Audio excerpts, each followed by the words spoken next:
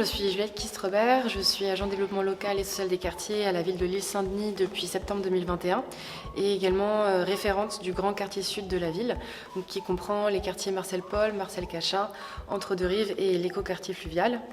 Donc, j'intègre le pôle de la vie associative et politique de la ville qui se situe au sein de la direction de la ville solidaire.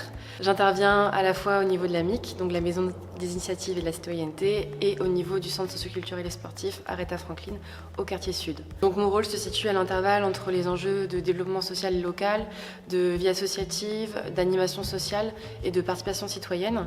Plus précisément, mon rôle vise à contribuer à la dynamique locale et à la vie sociale sur la ville et notamment sur le grand quartier sud de l'Île-Saint-Denis.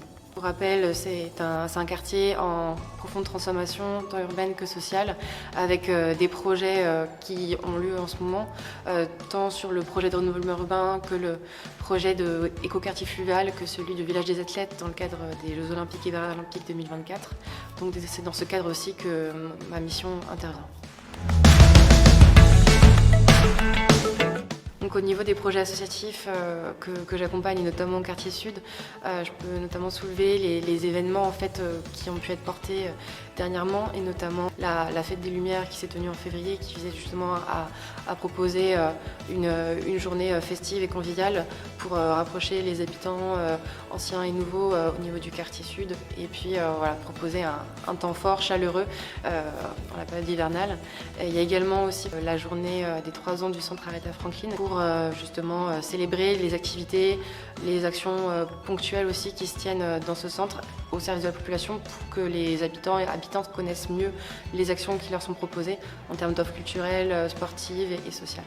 Donc en termes de projets en cours, il y a également le développement de relancer les permanences qui étaient mises en place pré-Covid sur le quartier sud et notamment dans les équipements de proximité. Donc ce soit des permanences portées à la fois par les associations ou par les services de la ville. Et on peut également aussi parler des actions portées à destination des publics plus spécifiques, que ce soit le public jeunesse ou le public senior, au travers de temps d'animation sur les quartiers. Dans les temps à venir, les actions qui vont être portées sur la ville, ça va notamment être les actions estivales qui vont avoir lieu dans les différents quartiers de la ville. Il y a également la fête de la ville qui est en train de se préparer. Et concernant plus particulièrement le quartier sud, il y a également une réflexion qui est portée avec différents acteurs associatifs et services de la ville sur la question mémorielle rattachée au quartier sud de la ville, notamment Marcel Paul, Marcel Cachin, dans le cadre du projet de renouvellement urbain. Donc c'est une action qui va se tenir à moyen long terme, et l'idée du coup c'est d'accompagner cette dynamique-là avec les habitants également. Donc l'Île-Saint-Denis compte plus de 80 associations actives sur son territoire. Donc c'est un poumon très riche de liens sociaux et de vivre ensemble et même de faire ensemble pour la ville. Donc c'est une grande richesse pour les habitants. Et dans ce cadre-là, un conseil de la vie associative existe pour justement contribuer à la dynamique de la vie associative sur la ville. Les actions des associations vont au-delà en fait, de leur mission propre, puisqu'elles sont aussi vraiment contributrices des transformations de la ville, et elles sont du coup vraiment un acteur fort pour la ville et notamment les quartiers.